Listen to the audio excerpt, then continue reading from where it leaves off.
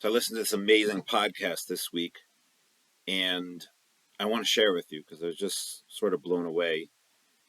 It First of all, the podcast is a great podcast that you should definitely be listening to. It's called the 1840 Podcast, and it's Rabbi David Bashevkin, and he is dealing with the most serious questions about sort of our modern Jewish world, and it's a really interesting sets of different types of discussions. The type of discussions that he was having were about generational divergence, where a child sort of goes in a different path than the parent.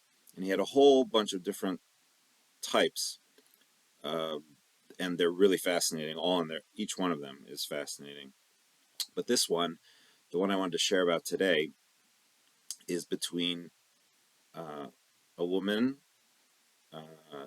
Deborah Frisch, who is a rabbi of a congregation in Philadelphia, a Reform rabbi, and she's actually married to a man who is a conservative rabbi, and their son, Benji Frisch, is now learning in the Mir Yeshiva in Yerushalayim.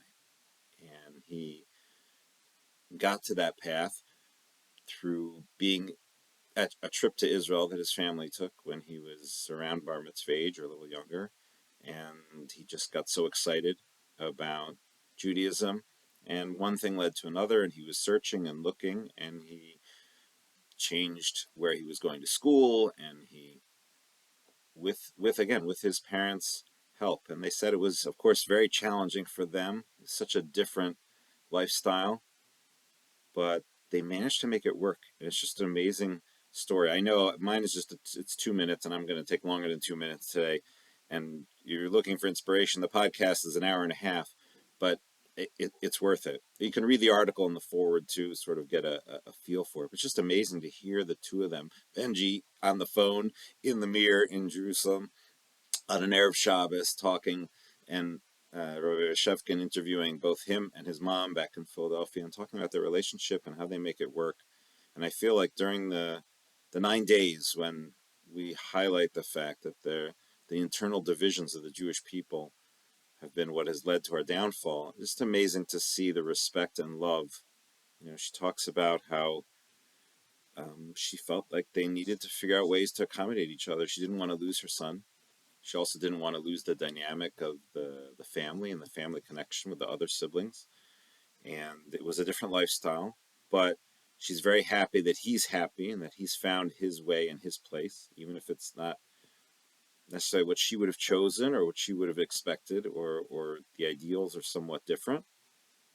But she's happy that he's happy and they're working together. She talks about, it's just amazing. She says that she's worried that when he gets married, maybe he'll marry a girl that won't understand sort of these dynamics, will have a hard time with them. But she said, she'll be willing to do what needs to be done to have the relationship. And she said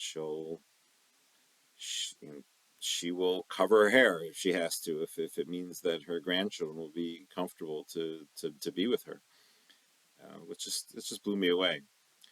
And it's interesting because a lot of the work that she does is actually with interfaith marriages and families. And she says that, and this is sort of her intrafaith family and interfaith marriage. So I just thought it's really powerful during this time of year to think about how this family, and to hear and to read and see how this family makes it work, even though there are differences. God willing, our collective Jewish family should find a way to have the kind of success that they're having. I hope you have a wonderful Shabbos and inspiring.